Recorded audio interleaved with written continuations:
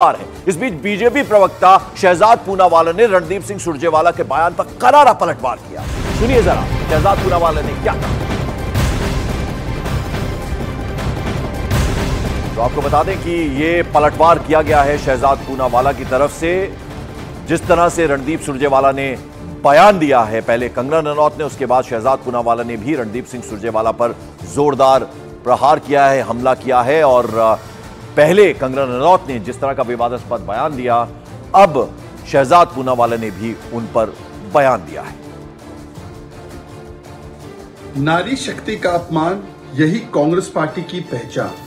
और अब एक नहीं, दो नहीं, कई कांग्रेस के नेता हैं जो बार बार महिला शक्ति, नारी शक्ति का अपमान कर रहे हैं। लेटेस्ट रणदीप सुरजेवाला है, जो राहुल गांधी, प्रियंका वाड्रा के करीबी है, जो अभद्र टिप्पणी जो उन्होंने की है हेमा मालिनी जी को लेकर, वो दोहराई भी नहीं जा सकती। ऐसी टिप्पणी ये दिखाती है कि किस प्रकार से कांग्रेस पार्टी की महिला विरोधी सोच है।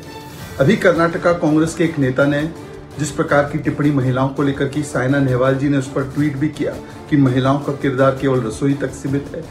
उससे पहले सुप्रिया श्रीनेत ने जो कंगना रनौत और पूरे मंडी और हिमाचल का अपमान करने वाला पोस्ट किया, आज तक किसी ने ये नहीं पूछा कि प्रियंका वाड्रा, खड़गे जी, राहुल जी ने उन पर कार्रवाई क्यों नहीं की, क्योंकि अभी तक उनके हैंडल से उस पोस्ट को करने वाला पकड़ा ही नहीं गया, मिला ही नहीं। और केवल यही नहीं, शांति धारीवाल, मर्दों का प्रदेश है इसलिए रेप होता है, ऐसे व्यक्ति को टिकट दे दिया। अशोक गहलोत के राज में राजस्थान नंबर 1 हो गया बलात्कार में, उनको भी और पद मिले बड़े बड़े।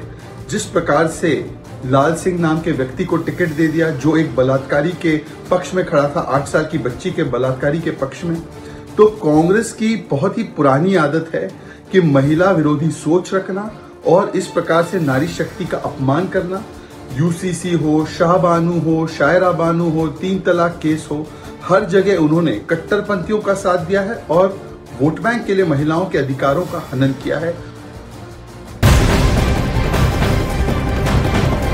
मॉर्निंग प्राइम में आगे बढ़ते हैं, रुक करते हैं बिहार की सियासत से आई बड़ी खबर का। पप्पू यादव लोकसभा के लिए आज पूर्णिया से इंडिपेंडेंट उम्मीदवार के तौर पर नामांकन करेंगे। पप्पू यादव ने हाल ही में अपनी पार्टी का विलय कांग्रेस में किया था, लेकिन सीट बंटवारे से पहले ही लालू प्रसाद यादव ने बीमा भारती को यहां से टिकट दे दिया और बीमा भारती ने पूर्णिया से नामांकन भी भर दिया। ऐसा बताया जा रहा है कि पप्पू यादव की लाख कोशिशों के बाद भी आरजेडी ने यह सीट नहीं छोड़ी और इसके बाद अब पप्पू यादव निर्दलीय चुनाव मैदान में जाने की तैयारी में है और इसी कड़ी में आज वो अपना नामांकन भी दाखिल करेंगे। 4 तारीख का उन्होंने पहले से ऐलान कर दिया था कि 4 तारीख को अपना नामांकन करेंगे। सीमांचल इलाके में पूर्णिया सीट बेहद महत्वपूर्ण मानी जाती है और पप्पू यादव पहले भी यहां से सांसद रह चुके हैं, लिहाजा एक बार फिर अब इंडिपेंडेंट चुनाव लड़ेंगे। उन्होंने अपनी पार्टी का विलय कांग्रेस में किया था, लेकिन खासे नाराज थे। लालू प्रसाद यादव से उन्होंने भेंट भी की थी और कहा था कि लालू जी हमारे लिए ये सीट छोड़ें, लेकिन ये सीट नहीं छोड़ी। बीमा भारती को यहां से उम्मीदवार कैंडिडेट बनाया, तो ऐसे में अब इंडिपेंडेंट चुनाव लड़ने की तैयारी में है। आज नामांकन दाखिल करेंगे पूर्णिया सीट से पप्पू यादव। और चंद्रमोहन कुमार मेरे सहयोगी इस वक्त हमारे साथ जुड़ रहे हैं। चंद्रमोहन काफी आहत हुए थे और उनकी भावनाएं जो है वो आंसुओं के रूप में भी हमने देखी थी। वो ये कह रहे थे कि जान दे दूंगा लेकिन पूर्णिया नहीं छोड़ूंगा और 4 तारीख का ऐलान भी कर दिया था। आज 4 तारीख के नामांकन करने वाले हैं इंडिपेंडेंट के तौर पर। अब बिल्कुल, और पप्पू यादव ने साफ तौर पर यह भी कहा था कि पूर्णिया वो किसी भी हालत में नहीं छोड़ने वाले हैं और हम अभी उन्हीं के घर के ठीक बाहर मौजूद हैं, जहां पर 11 बजे से यहां से निकलेंगे पप्पू यादव और कलेक्ट्रेट पहुंचेंगे, फिर वो नामांकन दाखिल करेंगे। एक तस्वीर आपको दिखाने की कोशिश करेंगे कि पप्पू यादव के घर के सामने कांग्रेस का जो बैनर और पोस्टर है अब तक नहीं हटा है और ना ही कांग्रेस के किसी बड़े नेता का यह कॉल आया है कि पप्पू यादव यहां से चुनाव नहीं लड़े, क्योंकि उनका बिहार में आरजेडी के साथ गठबंधन है। तो साफ तौर पर समझा जा सकता है कि कहीं ना कहीं कांग्रेस का मौन समर्थन भी है और यही वजह है कि पप्पू यादव के घर के बाहर ये जो बड़े बड़े होर्डिंग और पोस्टर लगे हैं, ये साफ तौर पर दिखा रहे हैं कि पप्पू यादव अभी भी कांग्रेस में हैं। भले ही कांग्रेस से टिकट नहीं मिल पाया, लेकिन उनकी तैयारी कहीं ना कहीं पूर्णिया से है और इससे पहले 3 बार इसी पूर्णिया से पप्पू यादव सांसद रह चुके हैं, जिसमें 2 बार वो निर्दलीय चुनाव लड़े हैं और उनके कार्यकर्ता। एक तस्वीर आपको दिखाने की कोशिश करेंगे। घर के बाहर लोग धीरे धीरे इकट्ठा होना शुरू हो चुके हैं और 11 बजे पप्पू यादव यहां से निकलेंगे, एक भवन है जहां पर पहुंचेंगे, अपने कार्यकर्ताओं को संबोधित करेंगे और उसके बाद फिर कलेक्ट्रेट पहुंचेंगे जहां से वो नामांकन दाखिल करेंगे। तो पार्टी के कार्यकर्ता और इनके जो साथ जुड़ने वाले लोग हैं वो साफ तौर पर यह कह रहे हैं कि पप्पू यादव को निर्दलीय सूट करता है, क्योंकि 2 बार यहां से वो सांसद रह चुके हैं निर्दलीय, और 1 बार एक पार्टी के टिकट पर चुनाव लड़े थे। तो साफ तौर पर समझा जा सकता है कि पप्पू यादव ने जो अपना वादा किया था उससे वो पीछे हटने के लिए तैयार नहीं है और उसकी तैयारियां भी लगभग शुरू हो चुकी हैं। चलिए, आप कोशिश कीजिएगा कि पप्पू यादव से जल्द आपकी बात हो, वापस आपके पास लौटेंगे। फिलहाल आपका बहुत बहुत शुक्रिया। और मॉर्निंग प्राइम में अब जरा उत्तर प्रदेश का रुख करते हैं, समाजवादी पार्टी की बात करते हैं। समाजवादी पार्टी में किस तरह से नया गृह कलेश जो है वो मचा हुआ है। सूत्रों के हवाले से खबर यह है कि मेरठ सीट के बाद बागपत में भी समाजवादी पार्टी ने अपना कैंडिडेट बदल दिया है। बताया जा रहा है कि समाजवादी पार्टी ने इस सीट पर पहले जाट कार्ड खेला था, लेकिन नामांकन खत्म होने में सिर्फ 1 दिन बाकी रहने से पहले अब अमरपाल शर्मा के नाम की घोषणा हो सकती है। ऐसा माना जा रहा है कि समाजवादी पार्टी बागपत में ब्राह्मण कार्ड खेल सकती है। बागपत में दूसरे चरण में यानी 26 अप्रैल को वोटिंग होनी है, तो उससे पहले यहां समाजवादी पार्टी ने अब ब्राह्मण कार्ड खेल दिया है और यहां पर भी कैंडिडेट बदल सकता है। मुरादाबाद, मेरठ और अब बागपत का नंबर है। कहीं ना कहीं गृह कलेश मचा हुआ है। उस बीच अब यह बड़ी खबर है कि बागपत में भी अपना कैंडिडेट बदलने जा रही है एक तरह से समाजवादी पार्टी।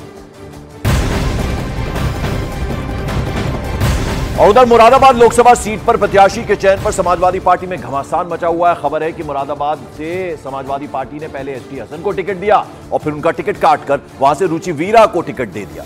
अब यह कहा जा रहा है कि समाजवादी पार्टी के राष्ट्रीय अध्यक्ष अखिलेश यादव ने एसटी हसन के लिए एक पत्र जारी किया था, जिसमें उन्हें दोबारा से मुरादाबाद से प्रत्याशी बनाया था। हालांकि रुचि वीरा का नॉमिनेशन करने के बाद पत्र जारी किया गया था। रुचि वीरा का सिंबल कैंसिल करने के लिए चुनाव आयोग को पत्र लिखा गया था। इसके बाद अखिलेश यादव ने पत्र लिखा और यह पत्र लखनऊ से मुरादाबाद चुनाव ऑफिसर के पास भेजा गया, लेकिन समय से यह पत्र नहीं पहुंचा। इस कारण लेटर रिसीव नहीं किया गया और यही वजह थी कि रुचि वीरा ही कैंडिडेट बनी रही। इस तरह की भी खबर है मुरादाबाद से। देखिए, अखिलेश जी मुझे चाहते थे कि मैं चुनाव लड़ूं, उसके लिए उन्होंने इंतजाम भी करे और मेरे पास कागजात भी भिजवाए, चार्टर्ड प्लेन से यहाँ पे आए। अब वो यहाँ के कुछ बाहरी नेता हैं, उन्होंने जो लखनऊ से आए हुए लोगों को ट्रैप कर लिया और उन्हें रामपुर ले गए। रामपुर में इतनी देर लगा दी कि यहाँ का टाइम निकल गया। बाद में 4:20 पे वो लेटर, उसकी ओरिजिनल कॉपीज भी आ गई थी, लेकिन उस टाइम निकल चुका था। अमित सिंह मेरे सहयोगी मेरे साथ जुड़ रहे हैं सीधा लखनऊ से। अमित, 2 खबरें हैं, बड़ा संक्षेप में बताइएगा बागपत के बारे में भी और फिर मुरादाबाद में जो कुछ हुआ है। जी हाँ, बिल्कुल। देखिए, इनफाइटिंग जो है समाजवादी पार्टी में वो लगातार जारी है। जिस तरीके से हमने कल एसटी हसन का बयान सुना कि नेता पहुंचे लखनऊ से, लेकिन उन्हें यहाँ के लोकल नेता जो है वो लेकर रामपुर चले गए।